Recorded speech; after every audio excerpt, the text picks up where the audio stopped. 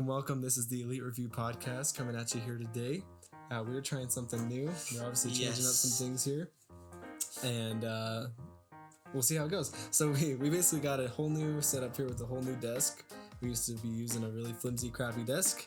Yeah. And we've mostly kept all these videos just purely us talking and not showing anything except just an image. We're trying to change that here and actually put video to these reviews now and everything like that. So hopefully that's going to be real fun and good. Hope so. It's sometimes kind of been tricky for me to edit it, so we'll see. You might just get an audio version here, but if not, welcome to the video. Yeah. It's good to see you guys. And you guys can see our faces now. I don't know if you have before. We've done some Zoom calls before, so you probably have seen it, but here you go. Yeah.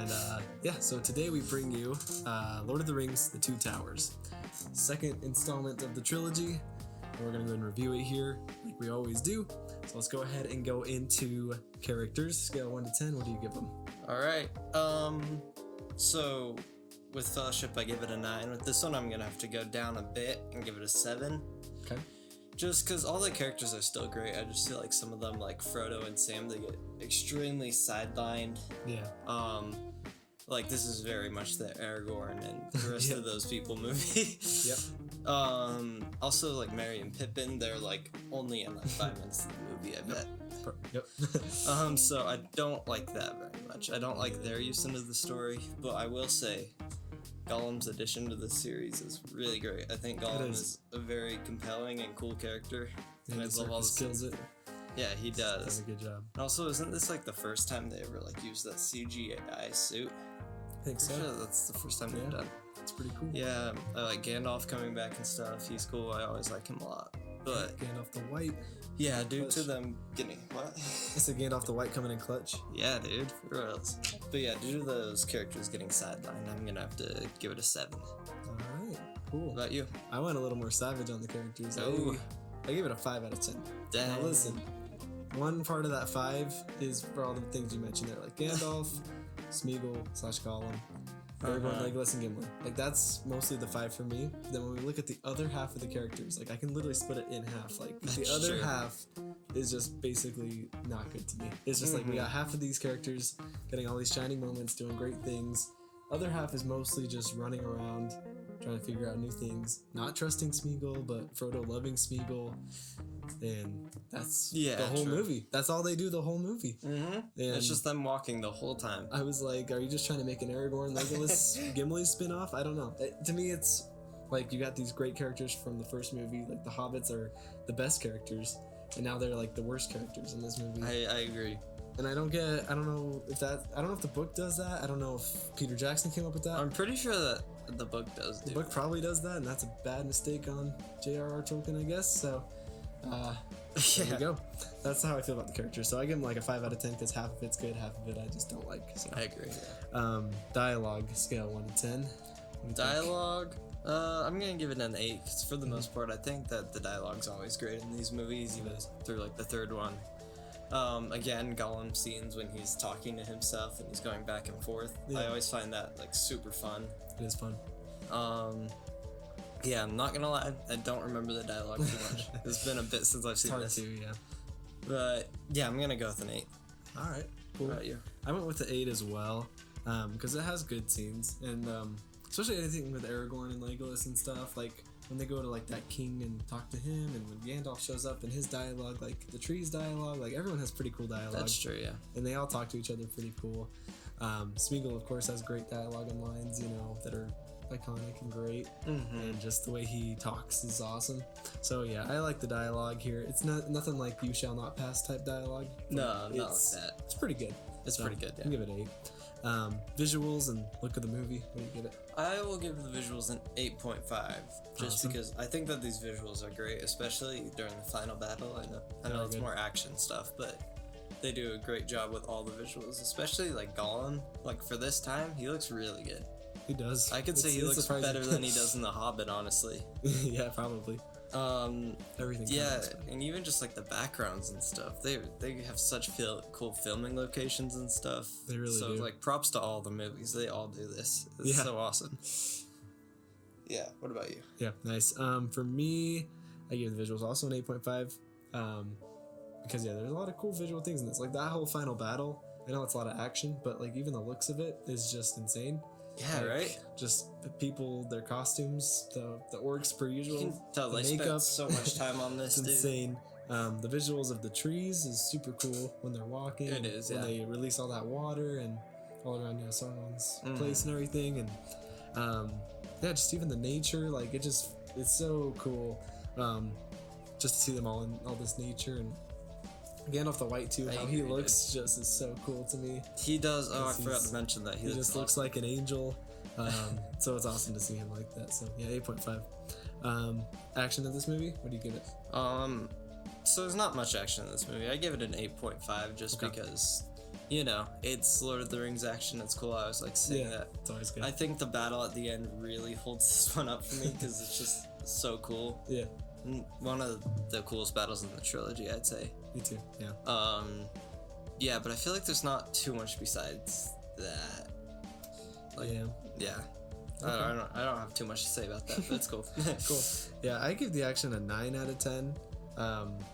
And mostly because I think when it does do its action, it's pretty dang fantastic. That's one of the things I always remember about this movie. Just mostly that final battle too. It's just so long and so well done.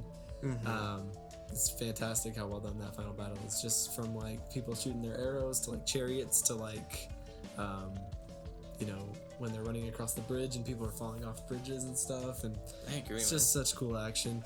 The only reason I can't like give it a 10 is because Return of the King I think has the coolest action ever, but this one has really cool action, so I really like it. Plot wise, what do we give it? Plot scale 1 to 10.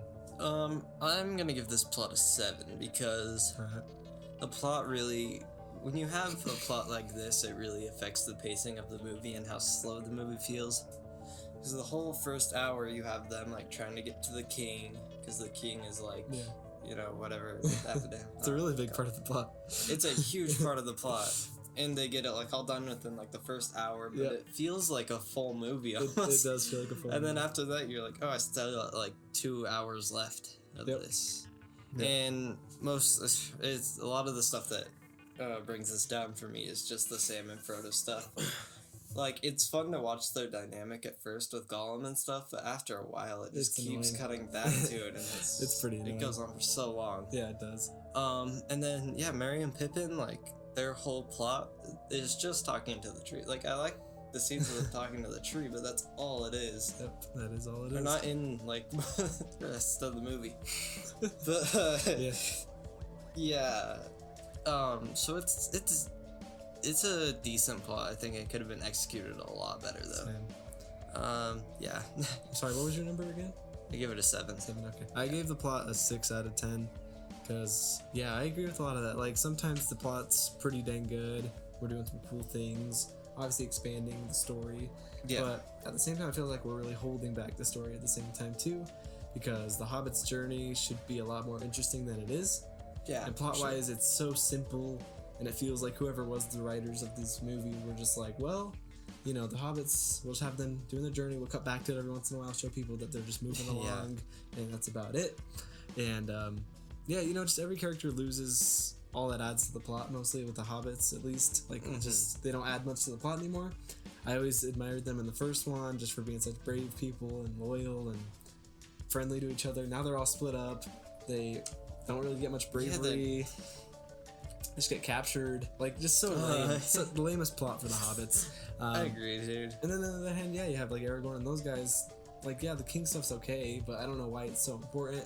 I still don't get to this day why he is such an important guy. They just need more troops, I guess, or something like that. Cool, but it's so it's long. Been so much of the movie. So long to get him to not be corrupted and all that sort of stuff. So that's not my favorite.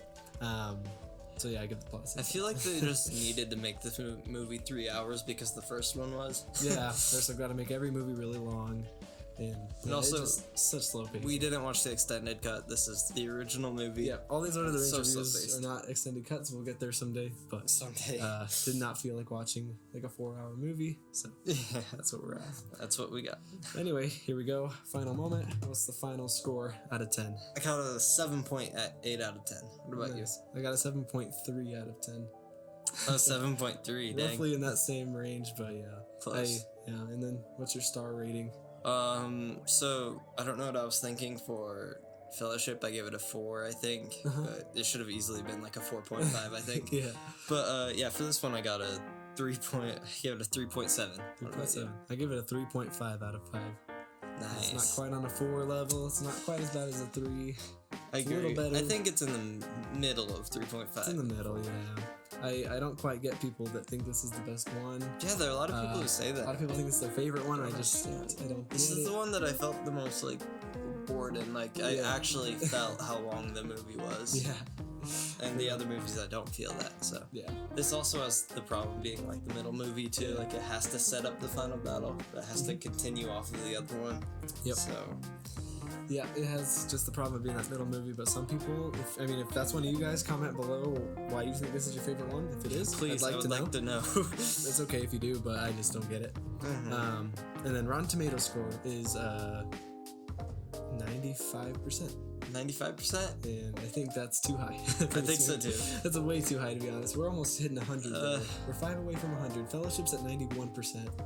Fellowship would be at 95 for me. Fellowship should be at like 95. This one I'd probably put at like 85 if it was me. I think like 86. Oh, 86. Yeah. Not 85. Okay. One more. 86. Okay, we could say 86, I guess. Yeah, but it should be in the 80s range at least for me. I agree. At most 80s range.